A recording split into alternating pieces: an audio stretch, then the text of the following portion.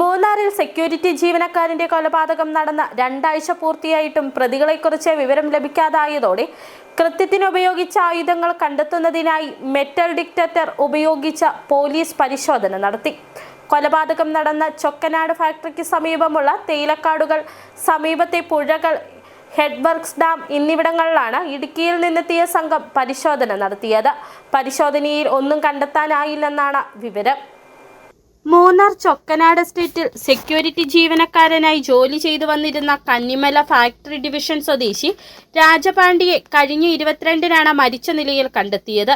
രാവിലെ ഭക്ഷണം പാകം ചെയ്യാനായി സെക്യൂരിറ്റി ക്യാമ്പിലേക്ക് പോയ രാജപാണ്ഡിയെ പിന്നീട് മരിച്ച നിലയിൽ കണ്ടെത്തുകയായിരുന്നു. ഏറെ സമയം കഴിഞ്ഞും ഇയാൾ തിരികെ എത്താതെ വന്നതോടെ മറ്റ് സെക്യൂരിറ്റി ജീവനക്കാർ അന്വേഷിച്ചെത്തിയപ്പോഴാണ് കെട്ടിടത്തിനുള്ളിൽ രാജപാണ്ഡിയെ മരിച്ച നിലയിൽ കണ്ടെത്തിയത്. പോലീസിന്റെ പ്രാഥമിക അന്വേഷണത്തിൽ രാജപാണ്ഡിയെ ക്രൂരമായി വെട്ടിക്കൊലപ്പെടുത്തിയതാണെന്ന് ബോധ്യപ്പെട്ടു. തലയിൽ 7ഉം കഴുത്തിൽ 2 വെട്ടുകളേറ്റിട്ടുണ്ടെന്ന് പ്രാഥമിക പോസ്റ്റ്മോർട്ടം റിപ്പോർട്ടിൽ വ്യക്തമായിരുന്നു. വ്യക്തിവൈരാഗ്യത്തിന്റെ പേരിൽ നടത്തിയ കൊലപാതകമാകാമെന്നാണ് പോലീസിന്റെ പ്രാഥമിക നിഗമനം.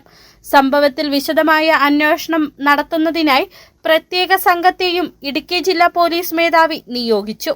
എന്നാൽ ദിവസങ്ങൾ പിന്നിടുമ്പോഴും കുറ്റവാളിയിലേക്ക് എത്തിച്ചേരാൻ പോലീസിന് ഇനിയും കഴിഞ്ഞിട്ടില്ല. ഈ സാഹചര്യത്തിലായിരുന്നു കൃത്യത്തിന് ഉപയോഗിച്ച ആയുധങ്ങൾ കണ്ടെത്തുന്നതിനായി മെറ്റൽ ഡിറ്റക്ടർ ഉപയോഗിച്ച പോലീസ് പരിശോധന നടത്തിയത്.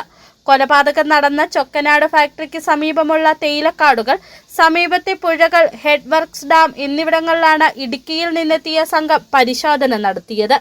പരിശോധനയിൽ ഒന്നും കണ്ടെത്താനായില്ലെന്നാണ് വിവരം.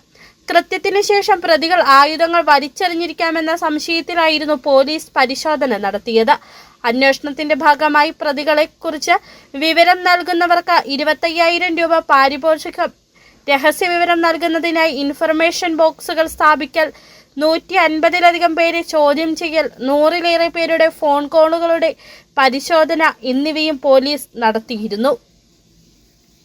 City vision, Munnar.